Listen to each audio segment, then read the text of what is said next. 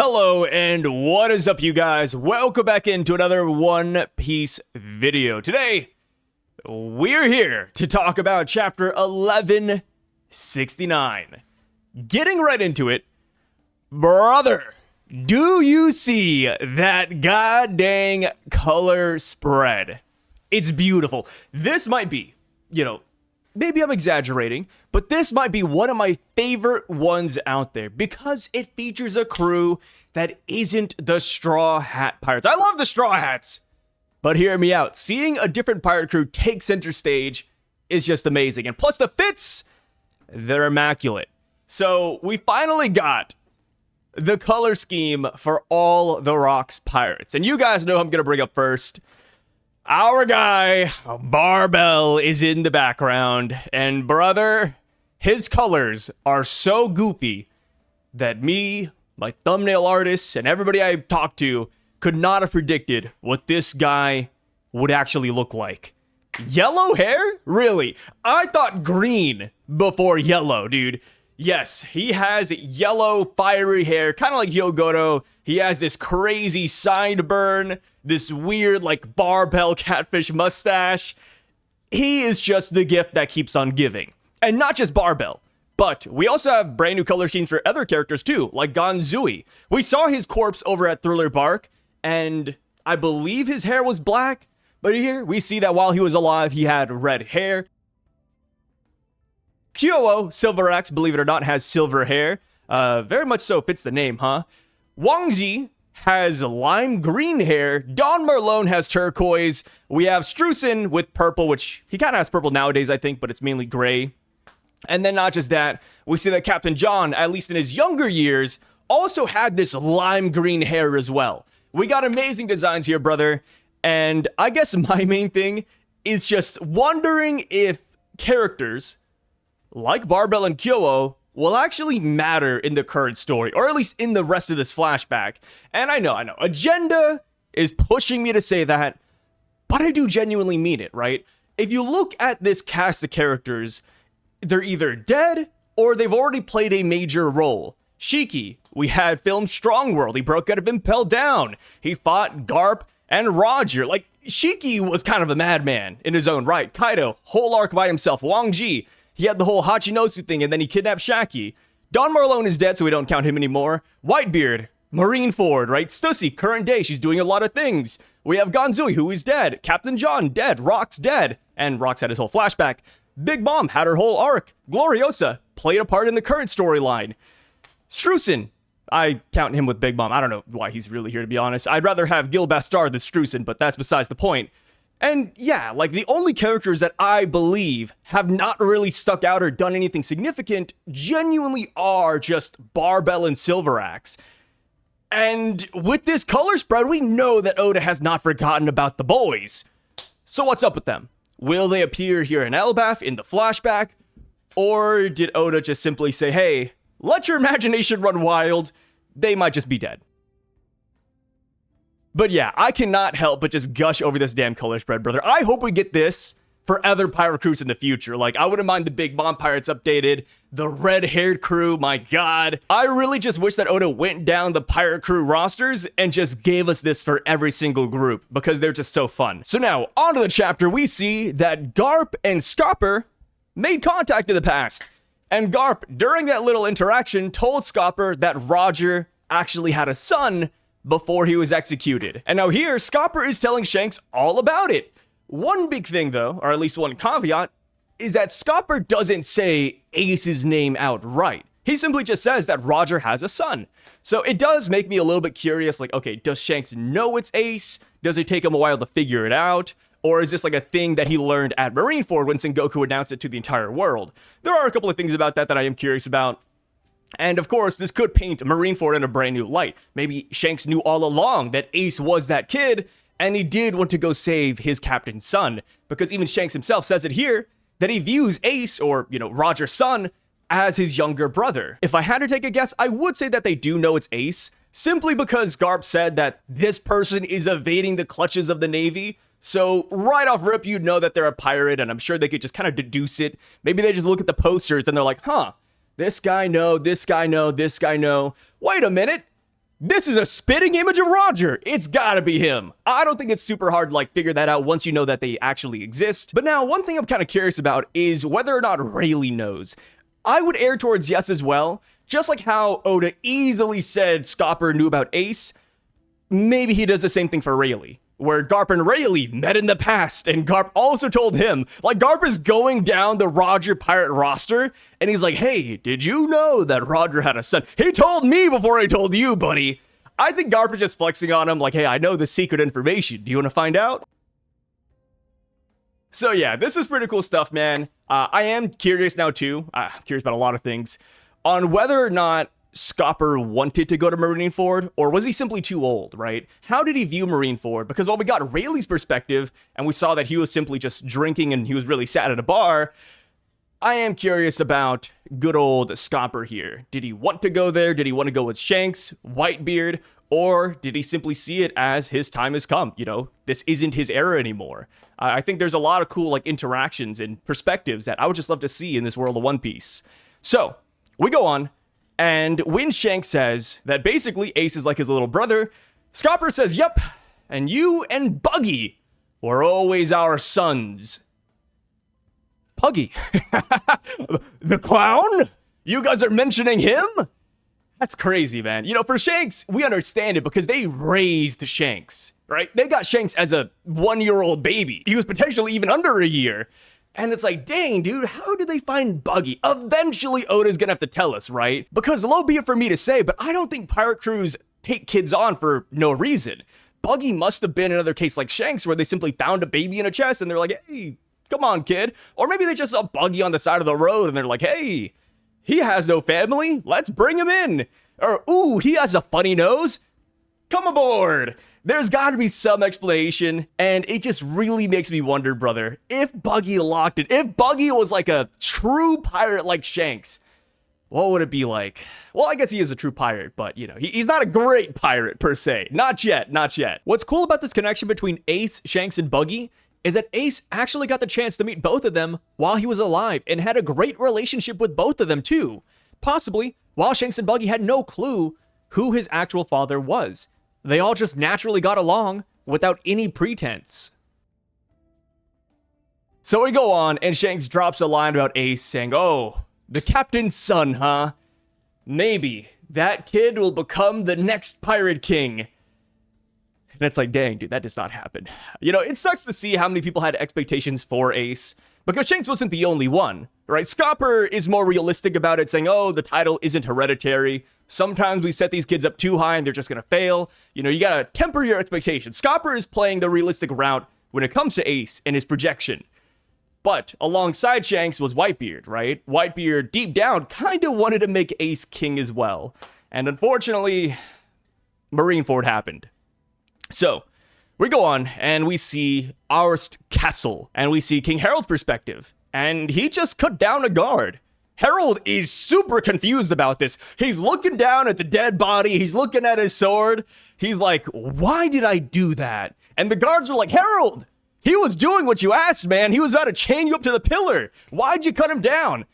And we see that Harald's body is just moving on its own. And what's fascinating to me about this is that Imu isn't taking direct control. He's not grabbing the wheel per se. Harald is kind of like a Tesla. Right? He's just kind of moving based on the orders he was given. Imu isn't here. Imu isn't, at least from our knowledge, he's not witnessing what's going down. He simply gave Harald an order, and now Harald is executing said order, and he's losing consciousness little by little. And I think that's key, because if Imu were to simply take over Harald here, like Saturn or Gunko, then the dynamics would be very different. But here, it looks like Imu simply just set Harald on a path and just let him go. So, Harald is coming to the realization that this is fruitless. Literally, within the first 2 or 3 pages of the chapter, Harald's like, you know what? I'm losing consciousness. Guys, kill me. He made that decision as soon as humanly possible because he knows he doesn't have a lot of time left. And it's really sad.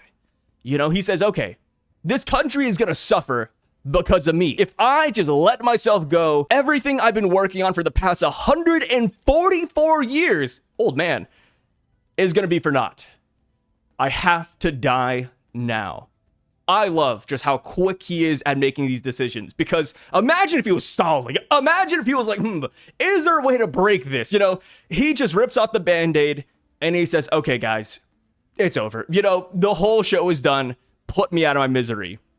He orders the castle guards to kill him, and that is when we get the scene out of 1152, where Jarl and Loki walk into the throne room and Harald is being stabbed from all directions.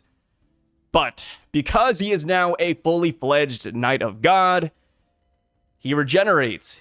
This doesn't hurt him whatsoever. And right after he gets stabbed, he just destroys everybody around him. He sends them flying.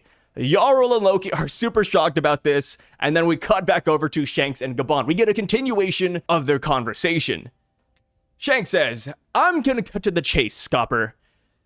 Me and Harald are bound to the Great One via the Shallows Covenant. Shanks shows off his mark, and he says, with this mark, if we are within range to the Great One, we cannot defy their orders. They can simply control us. Scopper says, what a curious power. And Shanks is like, yes, it is. That means that during our time in the Holy Land, I could not actually talk to King Harald. We can only talk plainly when we were away from that land. And we see the panel where Shanks and Harald first meet, and it's pretty funny, because you see Shanks is all posed up like this with his cape and his God Knight attire, and then Harald was like, I knew it! I knew you from somewhere! You're from the red-haired pirates, aren't you? And Oda did it. He addressed the elephant in the room, because 2 chapters ago, when we saw that Shanks was in the Holy Land, a big thing was that, at that point in time, Shanks had a pirate crew. He had Yasopp, potentially Ben Beckman, Lucky Rubin, etc. And it's like, dude, where are they? You know, where's the crew, man? And also, how did the God Knights not realize this or pick this up sooner? Because surely they'd be like, okay, Shanks is up to no good. He's pretending like he doesn't like the lower world, yet he has a pirate crew in the lower world. What's going on there, right? It's one thing to be a part of the Roger Pirates because you're a kid, you had no real choice. But Shanks being the captain of his own group? Curious. Maybe they just weren't that big yet, or maybe the God Knights just don't read the newspapers. Either way, though, the red-haired pirates were established at that point, and now just brings up the question of, where did they go? You know, like, what were they doing while Shanks went up there? Because it wasn't like Shanks just simply went downstairs and just left every couple of days, right? At least I don't think so. Maybe when he went on missions, he could just pick up his crew again. Maybe they were waiting over at Redport or maybe even Saboti Archipelago. That'd be kind of interesting, right? I want to see what the red-haired pirates are up to during this whole finagle. So one big thing as well, and people have been pointing this out, and I thought it was kind of funny, but they're like, okay, the red-haired pirates at that point in time had a lot of free time, and yet Yasopp never visited his son. What's up with that? Hey, Yasopp, you have all the time in the world, brother. Why not visit Usopp? And, you know, it's just a meme at this point. But also, whenever Shanks was hanging out at Makino's bar in the East Blue, Yasopp was there, and it's like, hey, Yasopp, your son is like the next island down. Do you want to go visit him or your dying wife? No? Okay, just, I'll let you do your thing, Yasopp. Here's another one on the house. It's so funny, brother. It's so funny to really think about it. Maybe that's Yasopp's parenting techniques, right? Maybe if I just don't give Usopp a dad, he'll become a brave warrior of the sea later on. This'll harden him. So, one more thing too, I do want to bring up one idea, is that this could be like their 3D2Y, where Shanks looks at the group and he says, hey guys, I got scarred by Blackbeard, things are getting wild, we don't know enough about the world, let's split up for a year or two while I go up to the Holy Land and become this Knight of God, and you guys train up in the meanwhile. I think that would be pretty cool if they had a very similar moment to Luffy, where Blackbeard did, you know, show them the fear of God or something of the sort, and they simply train a little bit. You know, I think they could make really good use out of that time away from Shanks. And funny enough, like, they don't have any real goals in mind. Until, you know, this most recent final saga, they weren't ever after the One Piece. They really were just pirates who were chilling. So if you told me they're at a bar, I'd believe you. If you told me they were training, I'd believe you. Oda could kind of do anything he wants with the red-haired crew. They're just so malleable in that sense. So we go on, and Shanks talks about Harald getting promoted to Knight of God, and how, yes, This could help his membership within the world government, but that would mean he would need a deeper covenant. And at that point in time, he wouldn't be able to defy Emu anymore. No matter where in the world he actually is, the Great One's voice will reach him. And what's pretty cool is that we see an image of Saint Somers. We see Emu's eyes in the background, the abyss circle that's on fire, and then Saint Somers with his arm cut off. And it's like, okay, yeah, just show the regen merchant here, which could be like odd foreshadowing or like a little nod to when Scopper cut off Somers' arm, because that does happen in Elbaph, right? Like current day, like Scopper shows up, boom, it's that exact same arm. So I thought that was kind of cool. Nice little callback. So we see that when you become a Knight of God, you get immortality, you get extra strength, and the ability to traverse through the Abyss Circle. Looks like the Shallows Covenant gets none of that. There's no real benefits to being a God Steel alone, because all the improvements and all the upgrades come when you hit tier 2. So, what's interesting about this is that Shanks says, I came here to Elbaph to stop King Harald from becoming a Knight of God. I don't think you should join. And it's like, okay, Shanks, it's funny you say that, because King Harald is at the castle right now going on a rampage. He's already a Knight of God, and you're here shooting the shit with Gaban. And, you know, prior to this right here, to this part of the conversation, he was in the hot springs with them too. It's like, okay, Shanks. You should have prioritized that. You should have told Harald, like, I don't know, a couple days ago, a week ago, because they have met in the past. Like, it's not crazy. Dude. I feel like Shanks is getting hit with the Saitama treatment, where he means well. He wants to do everything, but he's just always late. It's like Marineford. It's like, okay, he probably did want to save Ace, but he was late. He wants to save Harald. He's late here. And then even going to film Red, he wants to save Uta, but he's too late. Shanks to perpetual late man. So we cut back over to Aris Castle. We see a pretty cool clash between Loki and King Harald. Loki is very confused. He says, hey, knock it off, old man. What are you doing? What's going on here? How are you breathing after being stabbed all those times? And why are you trying to kill us? And even Jarl is jumping in, saying, Harald, what is happening to you? Come back to your senses. All the guards run over to the throne room, saying, the king has gone mad. We have to stop him, guys. A fight is breaking out. And that is when we see some guards automatically blaming Loki, saying, oh, Loki, I bet he's up to no good. We must aid the king. It's like, okay, guys, come on. Save your judgment until you get to the room. We see that Jarl and Loki are holding down King Harald, and this is when King Harald spills the beans as to what is happening here. He says, Jarl, Elder, what I've done is unforgivable. My sanity is slipping beyond my control. Loki, listen to me, son. Tell the people of Elbaph what happened here. Tell them about the guards I killed. Let it be known that I have repeatedly stained my hands while trying to make Elbaph become a member nation. Spread the word about how I was tricked, how I was a fool, and ended up in this miserable state. They wanted me to enslave our people as warriors for the government. Loki says, what do you mean? How were you tricked? Harald says they never intended to honor my terms from the start. So this right here is big.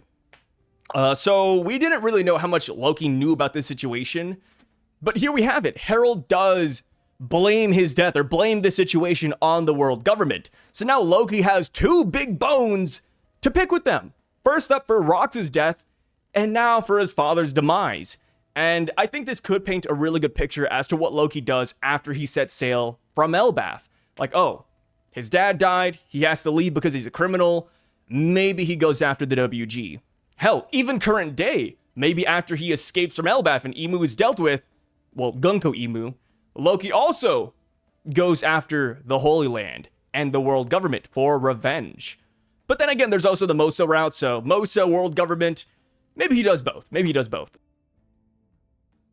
Harald says, Elder Jarl, Loki must be the one to eat Elbaph's sacred devil fruit. Please see to it. They're like, wait, what? Harald says, no one else can beat me with these godly powers. It was never my dream to see Elbaph subjugated by the world government. I am the worst king in history. Loki, you need to kill me and take the throne. Let Elbaph know what a disgrace of a king I was. Kill me and elevate yourself to hero. I don't care how I'm remembered. That's not important to me. What matters is Elbaph's future. Don't you see? And that's tough. So, even though King Harald ordered Jarl and Loki to tell Elbaph the truth, we know that that doesn't happen. And hell, here in a couple of seconds, Shanks and Gaban show up. And while they don't have the full picture, they at least know that something's not right. That there's a reason why Loki and everybody else were fighting the king. But yet, the truth isn't mainstream. Nobody in Elbaph believes that Loki's a good guy coming off of this situation. And I'm starting to think that that is because they don't want the truth to be known. They don't want Harald to be seen as a fool of a king, a fool of a lord. No, they want to honor Harald's reputation. And we saw that, yes, people do still honor Harald. When we got to the school in Elbaph, they talked about Harald as the wise king, the great king, the kindest king. And it's like, yes, that is because they didn't tell him what happened this day. Because maybe if they told him that he was controlled by the world government, the whole narrative would be flipped upside down. So I do think that Loki is painting himself as a bad guy so that nobody besmirches his father's name. And that's tough, dude, because the entire country hates him now. But you could say the entire country hated Loki before, so it's not exactly a shoe that doesn't fit. But yeah, I think that right there is the reason why nobody has said anything. And even Jarl, right? We had this whole thing where it's like, okay, Jarl, he was stabbed in the head. Maybe he forgot what happened that day, and that's why Loki is in prison. That's why Jarl, despite going there with him, doesn't say anything in his defense. Turns out it might just be because Loki told Jarl not to say anything, because they both have an understanding that they don't want to make King Harald look bad. And that's amazing. I do like that development a lot. So we see that King Harald, after telling Loki to eat the devil fruit, he immediately knocks out all the guards that were holding him down. And he says, I'm gonna eat the devil fruit now. And it's like, bro, the 180 that this mind control does on you is crazy. He says, none of you will be allowed to escape this room. I shall deliver this country into the hands of Lord Emu. And we get a pretty cold shot where like this soldier's like reaching out for help, trying to crawl away. And then King Harald just like stomps on his head, brother. Yeah, King Harald is a madman. And I wish, wish on a star, copium, hopium, whatever you want to call it. I really wished that the other God Knights performed like this. Because Harald might genuinely be the strongest God Knight under Emu service in history. Like, my God, dude, this guy's a madman. So, we see that Jarl yells to Loki, telling him to hurry up. Loki says, damn, why do I have to eat this fruit? Doesn't that mean that I'm going to be giving up the ability to swim? And it's like, okay, interesting Loki says that, right? Interesting that Loki values his ability to swim. He has reservations here, which I think will play a role here in a little bit. So, we see that Jarl tries to hold back King Harald from obtaining the devil fruit, saying that if Harald were the one to eat it, it would mean the end of the world. Harald, in response, takes the sword in his hand and he throws it at Jarl's skull. And King Harald says, I'm afraid I must return this legendary sword that you gave me long ago. Return to sender. Brother, this is fun because when we first saw the portrait of King Harald with the sword, right, in the throne room, a lot of people looked at that and it was like, okay, this looks exactly like the sword in Jarl's head. Are they one and the same? And I held a poll on that a while back, and a lot of people voted yes, it is the same sword, and here we have it, that is confirmed. What is interesting is that Harald calls this a legendary blade, and now I'm just like rubbing my chin. It's like, okay, could this sword actually be a supreme grade blade? And I don't think it would be that crazy, right? The King of Elbaph having one of the 12 alongside, Yoru, Fujitora's blade, Ace, the Murakumi Gumo that Whitebeard had. It's like, okay, I could actually believe it. Eventually, Oda does have to start, breaking down all of the 12 graded blades, and I think there's still 5 or 7 we still don't know about. So if this is indeed one of them, I think that'd be pretty cool. But we will see about that. And of course, when it comes to this sword, it's like, all right, how do we get it out of Jarl's head successfully? Because right now, it's pretty much lodged in there. So current day, will Jarl, pull it out at some point? Will somebody pull it out? Because we can't just let that legendary sword go to waste, in my opinion. And Usopp did kind of joke about pulling it out, calling it Excalibur, which would be funny if that was actually its name. We know that Oda likes to pull a lot of references, so it's like, hey, why not just call this Excalibur? Because that's essentially what's happening here. So, we see that the reason why King Harald threw the sword so willy-nilly at Jarl and gave it up is because he feels that he doesn't need it anymore. Because the weapon he really wants is Ragnir. He talks about eating the fruit and then wielding Ragnir. So, right there, he is separating the two. Which, again, people might say, oh, why are you bringing that up? Well, we'll talk about it here in a second. Shanks and Gaban arrive, and they end up cutting King Harald. He, of course, regenerates, and that is when Jarl spills the beans as to what's happening here, saying, hey, guys, please stop the king. You cannot let him catch Loki. Gaban's like, man, this is a real pinch. Shanks yells out, saying, Harald, open your eyes. Look at what you're doing. Damn it. Is there really no way to stop him from following these orders? And I feel like there will be. This reminds me of when Garp and Roger were fighting Roxy Zebek, and Garp kind of uttered the same thing, saying, oh man, is there no way to break this curse? And it's like, eventually there's gotta be. In my opinion, there's gotta be a way to get through all of this that doesn't involve beating them to a pulp. There's gonna be some sort of hard counter out there that we just do not know about yet. And this could be somewhat reminiscent of Thriller Bark, how the zombies were pretty much undefeatable. Until Brook whipped out the salt, which purified their souls and killed the zombies. Maybe there's going to be a similar thing here. I'm not saying it's salt per se, but it might be something that is easily accessible, I hope. So, we go on, and we get the finale of the chapter. We see that Loki is indeed the one who shows up to the treasure room. And what's funny is that when we first saw this panel back during chapter 1152, the silhouette didn't look like Loki.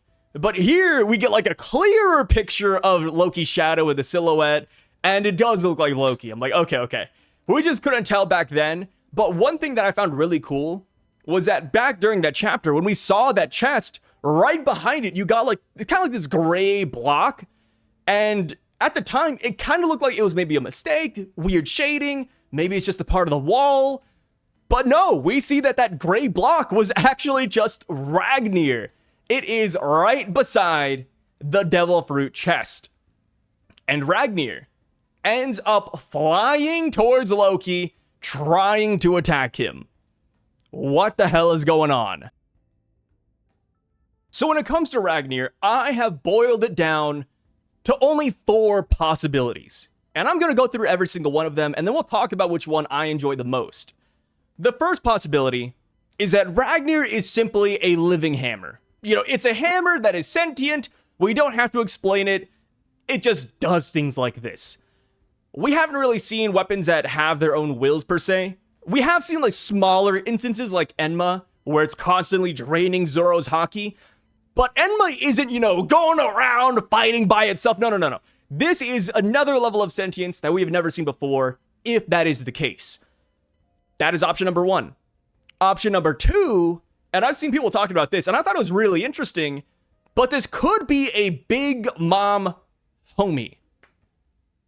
A homie? Why would it be a homie? Well, we gotta remember, Mother Carmel lived on this island for quite some time. She had that power, and then Big Mom killed Carmel, and then had that power. So there are ways to get a homie or a soul into Ragnir. And a great example of a homie here on Elbaph would be Goldberg's shield. The shield that has that crazy tongue that's always just drooling. Yeah, I think it could be possible that Ragnir has a soul, and that is why it is able to move. Of course, we haven't seen the googly eyes that all the Big Mom homies have yet, But maybe Oda is saving that for like a big reveal. Like maybe it's on the other side of Ragnir and we don't see it yet. I could definitely see that being the case. So that is option number 2. Option number 3 is that this hammer ate the legendary Elbaph Devil Fruit. We don't know how it works, right? Every chance we've gotten to have the concept of weapons eating devil fruits explained, Oda just jumps over it. Alabasta, jump over it. Enies Lobby, jump over it. Even back during Egghead, jump over it. Even though we were with the guy who popularized the concept in the first place. And it's like, okay, at some point in time, Oda will have to explain to us how this actually works. How an inanimate object eats a Zoan devil fruit. And why just Zoans? Why not Paramecias? Why not Logias? Because let me tell you, a Paramecia Logia weapon would go crazy. Like imagine a weapon, a sword, eats the Marimara no Mi. Fire sword permanently, right? Crazy stuff. I think there's a reason why it's only Zoans. And that could be because the Zoan fruit itself wants to get eaten. And that might sound weird, but we do know that Zoans have a will of their own, right? So maybe the fruit is like, hey guys, it's been 800 years. I am bored. I really want to move around. Oh, look, there's this giant hammer in the room. Maybe I just, merge with it. Maybe that's how it gets eaten. So yeah, I do think that this is a very valid option. And of course, it goes back to what Loki said earlier, right? Like, oh, why do I have to eat the fruit? Why do I have to lose the ability to swim? This sucks. And it's like, yo, if Ragnir ate the fruit, Loki's fine. He can still swim. It's just that the hammer can't. So yeah, I do think that this is a really neat option. But you guys, let me know what you think about that one down below. So now for the fourth and final option, it's kind of similar to the last one with, Ragnir eating the legendary devil fruit. But we could just say that Ragnir ate a different devil fruit. Like there's another mythological Zoan or Zoan in general that the hammer ended up eating. And I'd be fine with that. The only real thing would be, okay, what devil fruit is it, right? Now we have 2 just Zoans in this room, and that would be a nasty combo.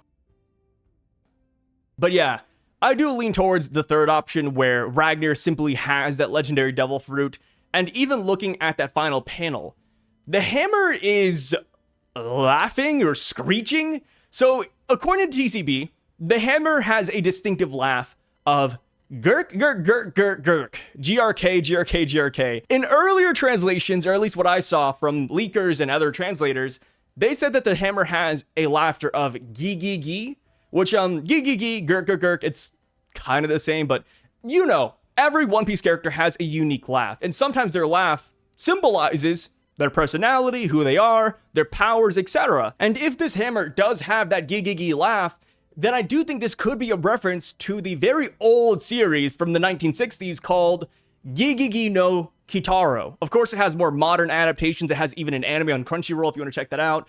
But that story is about a boy who goes around banishing or befriending yokai. And I find that fascinating because the Elbaph Devil Fruit should be one of 2 fruits that has the ability to counter Imu's powers. And what are their powers so far? Demonic. They have yokais in their arsenal, so it's like, okay, I think this could be a genuine connection. And if the hammer has the gigigi laugh, I do think that could be attributed to the fruit that they actually have.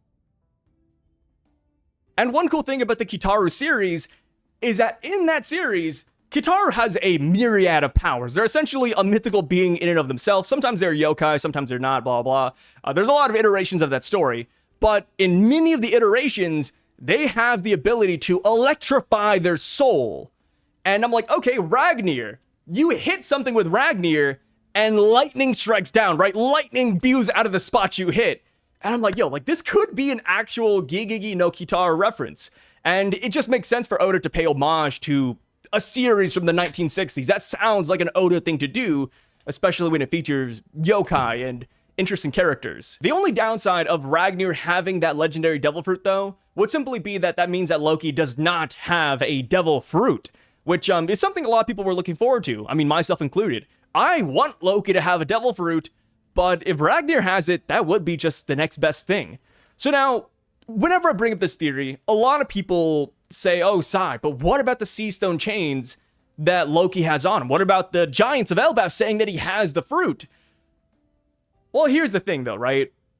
When it comes to what the giants are saying about Loki, most of it's a lie. I mean, some of it is true about him like burning down villages, but you know, there's more nuance to a lot of those situations. And plus, they all believe anyways that he killed King Harald in cold blood. We know that's not true. So there's a lot more to those rumors than meets the eye. So if you're telling me that Loki didn't actually eat the fruit and that's just another Elbaph myth, I'd believe you. So now, when it comes to why they use Sea Stone to chain up Loki, I think it's simply because Sea Stone is just straight up one of the hardest materials in the world of One Piece. If you're trying to hold down a strong prisoner, you do want to use Sea Stone. Nobody can really break those. So that makes sense. So now it's like, okay, Sai, like why does Loki want his chains off? Well, if you go back to the chapter before the flashback started, you can actually see that the reason why Loki wants his chains off could be because it just chains him to the tree. Remember how Zoro said, oh, let's leave his ankle cuffs on. Cool. But it's not like the ankle cuffs just lead to nowhere. The ankle cuffs tie him to the tree of Elbaph. And not just that, but they also left on his arm cuff too, which also tie around the tree of Elbaph. So if Loki just has those cuffs on still, he can't really go anywhere, right? Another thing I've been seeing people saying is, okay, Sai, let's say he just wants the cuffs removed because it chains him to the tree. But what about that line back in 1142 where he talked about how the chains are sapping away his energy? Here's the thing about that line. He only says that in TCB. So I looked it up. In TCB, he says, did you think just keeping one sea stone shackle on would be enough to sap me of my strength? How naive. Yeah, it does imply that he has a devil fruit and it is draining his energy. But now I pulled up two other translations of this same dialogue and they don't say that it's sapping away his strength.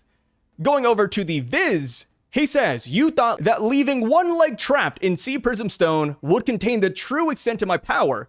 How foolish of you.